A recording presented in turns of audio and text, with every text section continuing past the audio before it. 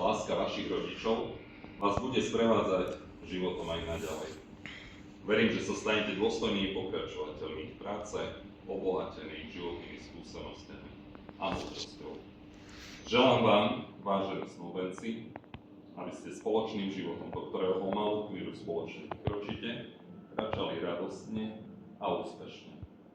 Želám vám, aby sa vaše manželstvo stalo naplnením zmyslu vášho života a potvrdením vašej obojstrannej lásky.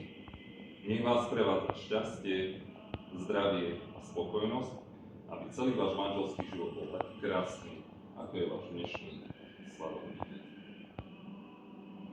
Vážení snúbenci, vyhlásili ste po dobrom uvážení zásad rodinného práva, že nie je vám známa nejaká okolnosť, ktorá by prekážala uzavrieť vaše manželstvo, že poznáte navzájom svoj zdravotný stav a že v budúcnosti budete užívať spoločné priezvisko Chytán-Chytánová. Keďže náležitosti a predpoklady pre uzavretie manželstva sú dané vašou vôľou uzavrieť manželstvo, máte ešte osobitne a slávnostne prehlásiť. A preto pýtam sa vás, Radovan Chytán, či sú prítomnou Stanislavou Kovaľovou uzavierate manželstvo. Ďakujem. Teraz sa pýtam vás, Stanislava Kovaľová, či s prítomným Radovanom Chytánom uzavierate manželstvo. Ďakujem. Pretože ste splnili všetky podmienky, ktoré vyžaduje právny poriadok Slovenskej republiky pre vznik manželstva, vyhlasujem vaše manželstvo za právoplatne uzavreté. Žiadam vás, vážení novomanželia, aby ste si vymenili slovné listy.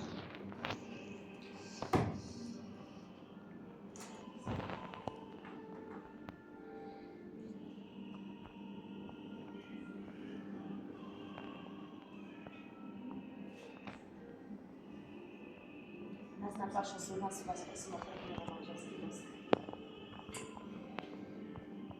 Žiadam novomanželov a svedkov, aby podpísali zápisnicu o uzavretí manželstva.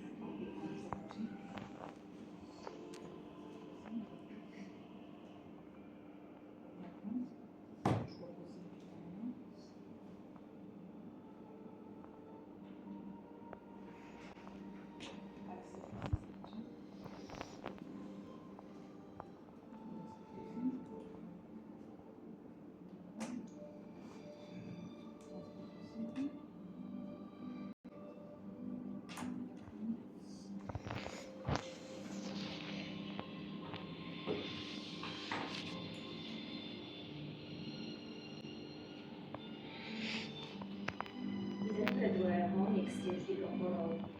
Nech vaše prstienky nie sú len ozdobou. Nech láska a šťastie vašu cestu krášli, aby ste v manželstve to práve šťastie našli. Vážení prítomní, zúčastnili ste sa občianskeho obradu, ktorý je pre vašich známych a príbuzných životne dôležitý. Všetkým vám ďakujeme, že ste svojou účasťou prispeli k jeho dôstojnosti.